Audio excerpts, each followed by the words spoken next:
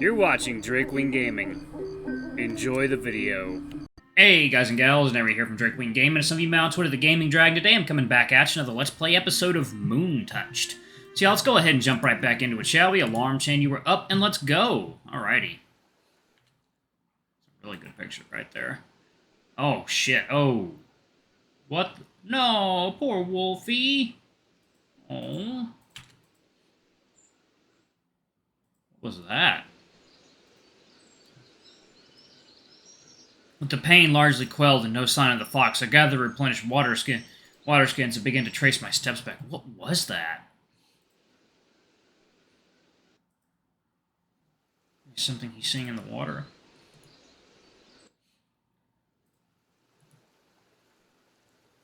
Oh. Yeah, he's seeing something in the water. Interesting. Still, it's a terrible thing to see. You don't want to see that in the water. It's not long before a familiar whistle cascades down through the valley and past me as I make my way up the hillside. A gentle bird song that had been humming through the trees halts for a brief moment, as if the birds were offended by the dissonance in their choir. Stopping on a rock perched high, I bring my clasped hands to my lips, the chill of the stream still clinging to them. Submitting the rest of the hill, I see Anoam on the bluff ahead, though not in the way I was expecting to find him. An abandoned pile of birch kindling and twigs lay at his feet, his worn cloak tied to his body by the sling of his pack. There you are. I was just about to follow your scent. The stream wasn't that far. What took you so long? Impatient for that tea, are we? It's only been a handful of minutes. For 30 or so, you had me worried. That vision lasted but a moment to me. Could it have been that long? Anoam looks down at me expectantly. What took you so long? Share the truth. I move in towards my pack, now resting at the ready against the fallen tree. Crouching to secure the water skin to its side, I take a slow breath. He deserves to know. I had another attack. I clutch at my cold side as I look up at the wolf. His ears flick towards the canopy above, and his eyes widen as he moves steadily, lowering his pack and kneeling beside me. I'm alright, really. It just happened suddenly. One moment I was following a fresh fox track, and the next, I guess I must have lost consciousness for a while there. I feel his warm palms move my hand away and press themselves into my skin, the rough paths between rivers of soft fur delivering their heat. Worry fills his eyes. I knew I should have gone with you. You're very cold here. You're very cold. Here. He leans back to unfasten his cloak before wrapping it around me. Oh, that's odd. His strong and familiar musk carries warmth into my lungs as the cloak settles on my shoulders. Anoam, please, truly, I'm alright. It was a fleeting moment of pain, or at least that's how it felt to me. I can't tell him everything, the omen I saw. It only frightened him more than he already is.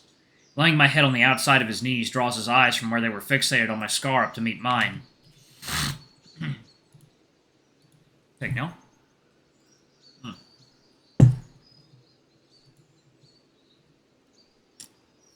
It hasn't lingered. I feel fine. Save the coddling for when I really hurt myself. Anoam lets out a small smile, just strong enough to hold back his true concern. Please don't. A more important cloak won't be able to cover much more than this. I'm glad you're alright, though. Thank you for telling me, for your trust. I know my worry burdens you. Of course, thank you for holding yourself at bay this time, and for the warmth. I tug at the cloak and Anoam exhales. His large shoulders loosen and relax. A few tail wags and a lick to re-wet his nose tells me that he's mostly at ease again. Would that I had made a fire so that we could warm you up properly, but something's happened. Come and see. He turns tail and walks out toward the open sky. I follow and come to stand at the lip of the cliffside. See that there? That's the barrier. His extended claw points towards a large dome comprised of fragile light fighting against the sun-soaked sky. By the moon, there it is. I didn't realize we were this close. Hey, we've come a long way. Now look here. A tall smoke signal rises on what looks to be the shoulder of the Cantharos' halo. A slight tinge of green tints the base of the rising column. Silver Bow's party? What are they doing this far west on the halo?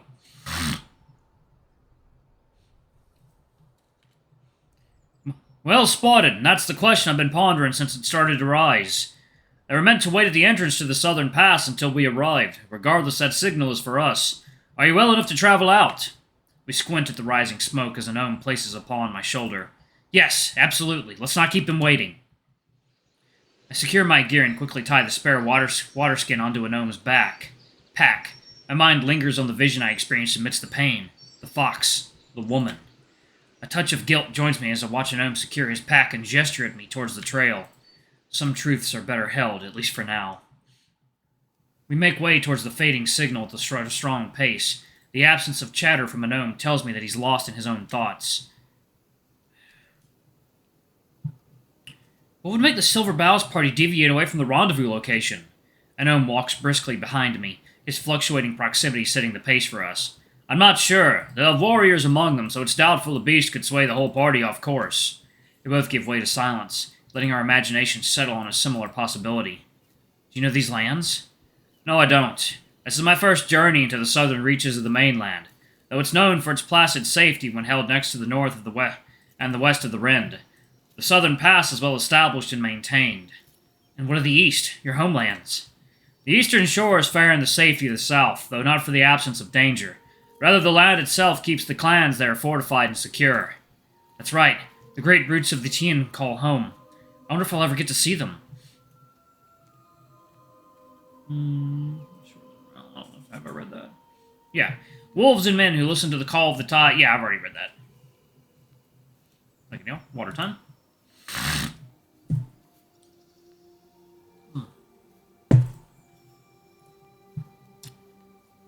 That's right.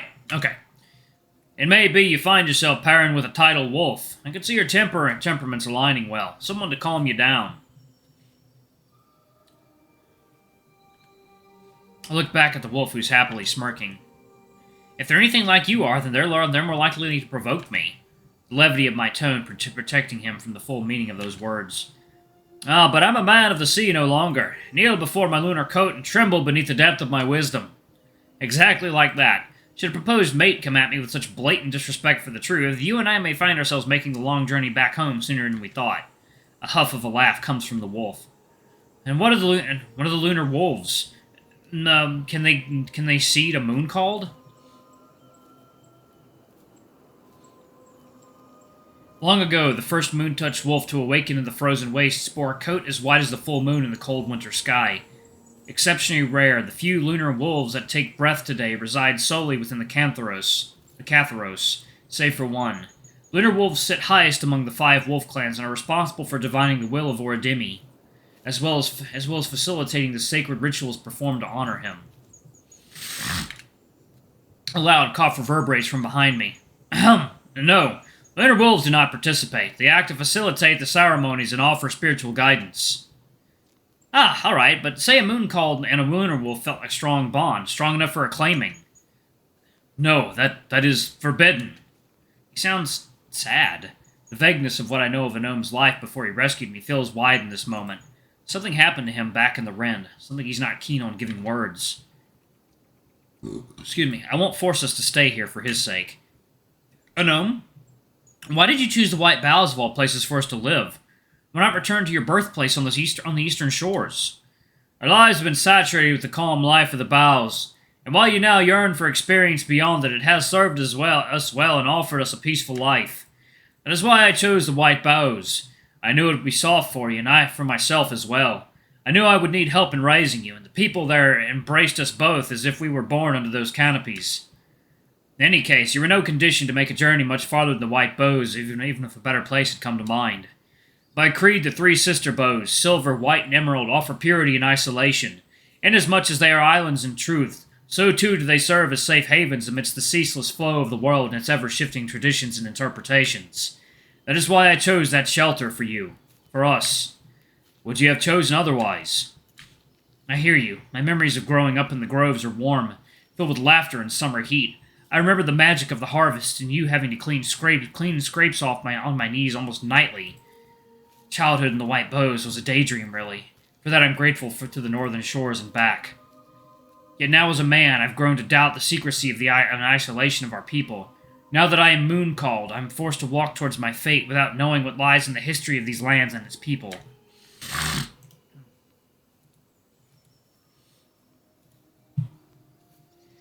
You've taught me more than any other bow-raised moon-called has likely known for the rituals, but still, Why conceal a whole people away from the unfoldings of the world?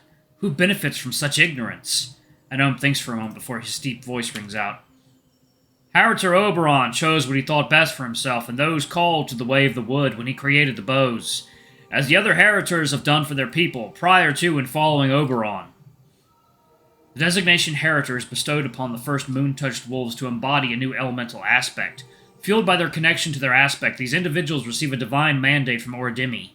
As Haritors, they embrace and guide both humans and wolves who are summoned to assist them on their quest. Thus, the 5 clans came into being. As to why, have patience, Sorren. A world beyond what you can imagine is about to unfold before you. Make sure to not cling too tightly to what you think you know. That was Oberon's wish for you. To offer that innocence in the face of truth. There have been times when I've questioned if locking you into the abstinence of the bows was truly for the best. But then I look upon you and I see the man you have become. Then doubt fades. A small flash burns for a moment in my chest, one of pride at having pleased him. I owe you so much, Anoam, for the choices and sacrifices you made for us.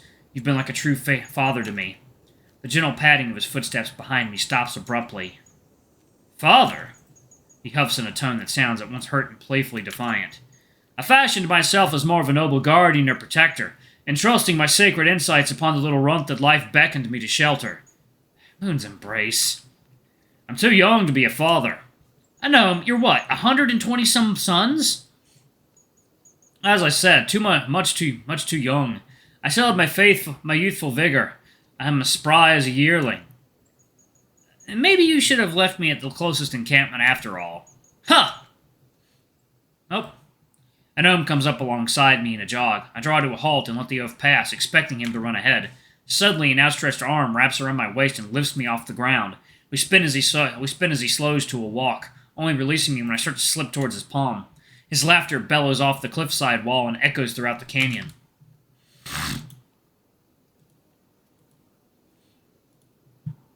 Call me a father again and I'll make sure to toss you. I truly am grateful. An hour of increasing silence passes on the trail. I feel Anoam's trepidation growing as we near the faintly maintained smoke signal. Dark clouds gather overhead and the distant rumbling of thunder breaks the silence. There we go. Nearing what feels to be the source of the smoke, Anoam stops and pulls in a deep breath. We're here.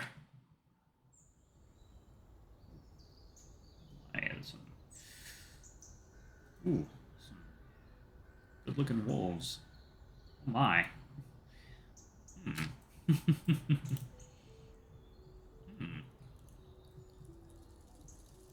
Cresting the top of the summit, we see a scene of a small silver bows party scattered around a large bonfire in the center of the clearing. 15 or so members, some tending the smoke, some to their wounded fellows in an improvised camp, tattered pieces of torn cloth delivering blood into the soil. I'm going to pause it right there, y'all. Get ready to go see Alien Romulus. Anyway, thank you all so much for watching. Don't forget to like, comment, subscribe, ring that notification bell, and check out our Patreon if you can. It always helps. Before I go, I'm going to give a quick shout-out to our lovely bronze tier patrons. Thank you all for all you do for the channel. We greatly appreciate your support. Thank you to our silver tier patron, Cade Silver, and thank you going above and beyond. It's greatly appreciated. Thanks to our 2 gold tier patrons, Zeke and Toby. Y'all are awesome. We love you. Thank you for subbing to Ultimate Tier. Anyway, if y'all want to get your names in the credits, get access to all of our not safe for work contents as little as $5. Alrighty, I love you all, and I'll see y'all in the next video. Bye-bye!